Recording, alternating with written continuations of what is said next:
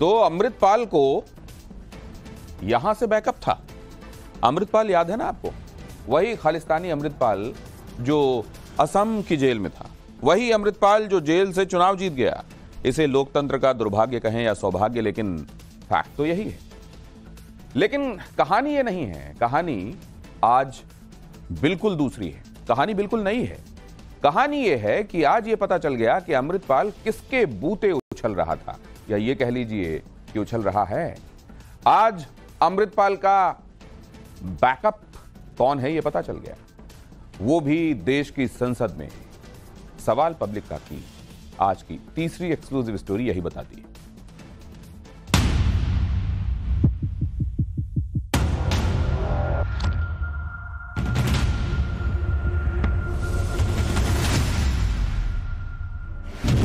लाख लोगों द्वारा पंजाब में मेंबर पार्लियामेंट चुना गया और वो एनएस से लगाकर अंदर रखा हुआ है। ये भी इमरजेंसी है। देश में अघोषित इमरजेंसी के लिजलेजे नैरेटिव पर नरेंद्र मोदी को घेरने की ये कैसी छटपटाहट है। राहुल गांधीवादी क्या इस स्तर पर उतर आएंगे कि खालिस्तानी होने के गंभीर आरोपों में घिरे व्यक्ति को लोकतंत्र के मंदिर में यूं ही क्लीन चिट देने लगेंगे। हाँ, अमृतपाल सिंह पंजाब के खडूर साहिब से लोकसभा का चुनाव जीत कर आया है, तो क्या उस पर लगे आरोपों को चरणजीत सिंह चन्नी के सियासी चुटकुलों से खत्म हुआ मान लिया जाए?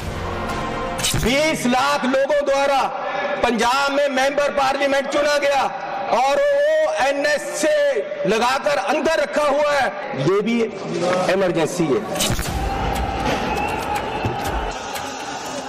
आरोपों के मुताबिक पंजाब के अजनाला का ये पुलिस स्टेशन अमृतपाल की सशस्त्र साजिश का बंधक बना था। ऐसा हमला हुआ था कि न सिर्फ पंजाब के एक थाने को बल्कि देश के इकबाल को चुनौती देने का दुस्साहस हुआ था। अमृतपाल ने अपने संगठन वारिस पंजाब डे के कार्यकर्ताओं के साथ मिलकर उपद्रव करने के आरोप में बंद अपने साथी लवप्रीत सिंह तूफान को छुड़वाने के लिए भारत के कानून से भिड़ने की हिमाकत की थी। 2022 में दुबई से भारत लौटने के बाद से खालिस्तानी गतिविधियों को लेकर वो पहले से सुरक्षा एजेंसियों के रडार पर था। लेकिन अजनाला कांड के बाद उसके ऊपर एनएसए लगा और गिरफ्तारी के बाद से वो असम की डिब्रूगढ़ जेल में बंद है।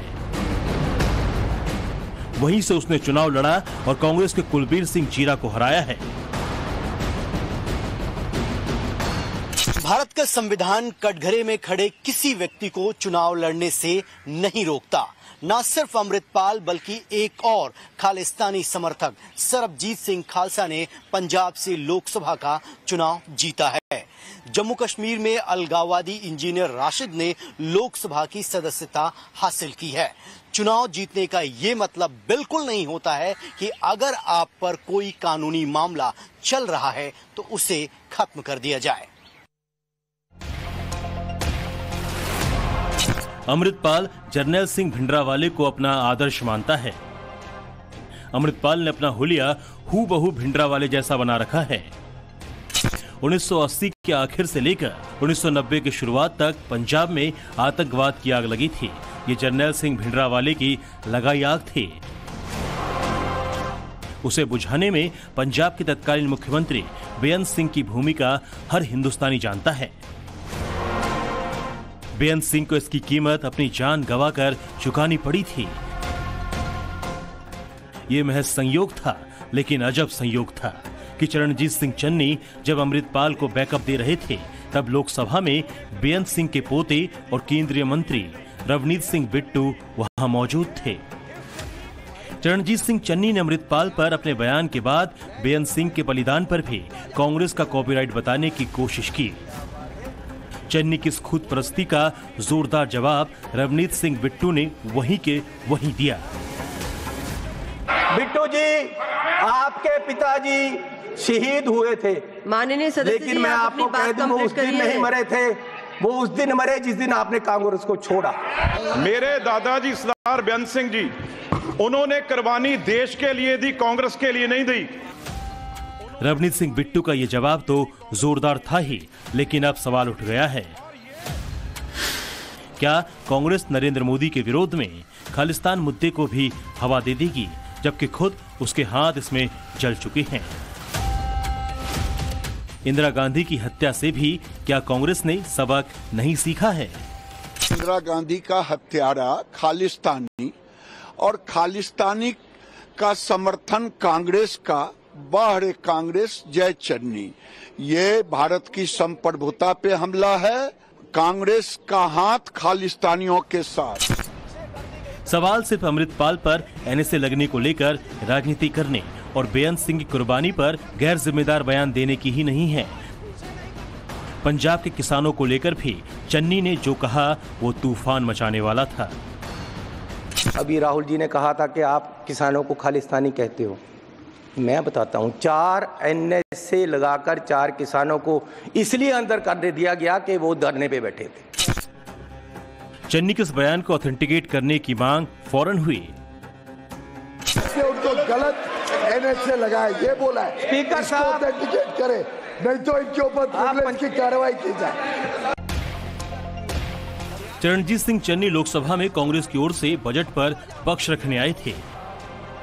बजट में बिहार और आंध्र प्रदेश को छोड़कर अन्य राज्यों से भेदभाव के आरोप विपक्ष पहले से लगा रहा है। 23 जुलाई को बजट भाषण के बाद से ही क्षेत्रीय दीवार खड़ी की जा रही है। जाहिर है बजट पर 2 टूक बात तो पीछे छूट गई है। विपक्ष के कैंपेन में पहले क्षेत्रीय बंटवारा दिखा और अब पंजाब के नाम पर खालिस्तान का समर्थन करने के आरोपियों पर भी प्रेम उमड़ आया है। आज एक एक्स सीएम हो जो वो बिल्कुल ही एक आज देशद्रोही की तरह बिहेव करें और सदन के थ्रू सारे दुनिया को गुमराह करें। उन्होंने आज किया क्या है, किसानों के नाम पे उनको बोल दिया भी एनएसए किसानों पे लगा हुआ है। और एनएसए किस पे लगा हुआ है? जो देश और पंजाब को तोड़ना चाहते थे उनके ऊपर लगा। इन्होंने यहाँ पे कहा किसानों के ऊपर एनएसए लगा है, जो बिल्कुल ही गलत बात और देश को और पंजाब को तोड़ने की आज बात एक एक्स सीएम ने और कांग्रेस ने और राहुल गांधी जी सामने बैठ के ये बात बुलवा रहे थे कि किसानों के ऊपर एनएसए लगा है। जब हमने कहा भी फ्लोर के ऊपर ये आप एविडेंस लाओ, इसे दिखाओ भी, कौन से नाम दो, कौन से 4 किसान है जिनके ऊपर एनएसए लगा है, तो फिर बिल्कुल बैकफुट पे कोई उनके पास जवाब नहीं था। इस बीच जब संसद से अमृतपाल को बैकअप देने की कोशिश दिखी तो ये बात विपक्ष के इंडिया गठबंधन में शामिल आम आदमी पार्टी को भी हजम नहीं हुई। पंजाब में आम आदमी पार्टी की सरकार है, अमृतपाल पर एनएसए लगाने में उनकी भूमिका है।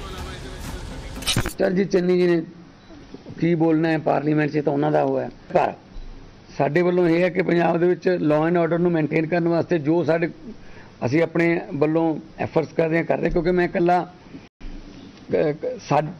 किसी खास एमपी का नहीं, मैं 3.5 करोड़ लोगों का कस्टोडियन हाँ।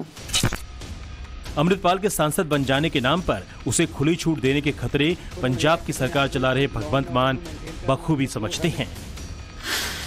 अमृतपाल 9 साल तक दुबई में रहा है, वहां वो ट्रक ड्राइवर था। उसकी जिंदगी सामान्य थी, लेकिन आरोपों के मुताबिक जब उसके संबंध खालिस्तान समर्थकों से हुए वहां से सब बदल गया। बताया जाता है कि Amritpal international Sikh youth federation के प्रमुख लखबीर सिंह के संपर्क में आया। 2022 में जब वो भारत आया तब तक हादसे में मारे गए पंजाबी एक्टर दीप सिद्धू के संगठन वारिस पंजाब डे में उसकी पैठ बन गई थी। वारिस पंजाब डे पर अधिकार जमाकर अमृतपाल ने उसे खालिस्तानी गतिविधियों का एक फ्रंट बना दिया। ऐसा आरोप अब उस पर है। सवाल है कि ऐसे आरोपों वाले व्यक्ति के साथ खड़े होने का जोखिम कांग्रेस के चरणजीत सिंह चन्नी जैसे नेता क्यों ले रहे हैं? लोकसभा में नेता प्रतिपक्ष राहुल गांधी भी क्या ये कह सकते हैं कि चन्नी ने जो कहा वो सही कहा? यही चन्नी जब 2022 में पंजाब के मुख्यमंत्री थे तब पाकिस्तान सीमा से सिर्फ कुछ किलोमीटर दूर प्रधानमंत्री नरेंद्र मोदी के काफिले पर खालिस्तानियों से सुरक्षा पर खतरा पैदा किया गया था। चन्नी ने तब भी गैर जिम्मेदार बयान दिए थे और आज भी अपने बयान पर उनको कोई अफसोस नहीं, बल्कि वो बात घुमा रहे हैं। मैंने गरीबों पे बात की है, मैंने किसानों की बात की है कि किसानों का जो आप एमएसपी की गारंटी की वादा किया था वो नहीं दे रहे हैं। तो मैंने पूरे बजट पे चर्चा की है और पूरे देश में जो हालात हैं, जिस तरीके से देश फाइनेंशियली डूब रहा है, उसकी बात की। वैसे चन्नी जब ये बड़ी बड़ी बात कर रहे हैं तो उन्हें लेकर रवनीत सिंह बिट्टू की जुबान भी बहुत तीखी है। सारे पंजाब से सबसे अमीर आदमी ये ना हो और सबसे करप्ट ना हो, मैं अपना नाम बदल दूंगा। हजारों करोड़ का मालिक ये चरणजीत चन्नी है। ये सबसे मीटू में, ये सारे केसों में ये सबसे करप्ट है। Bureau report, times now Bharat.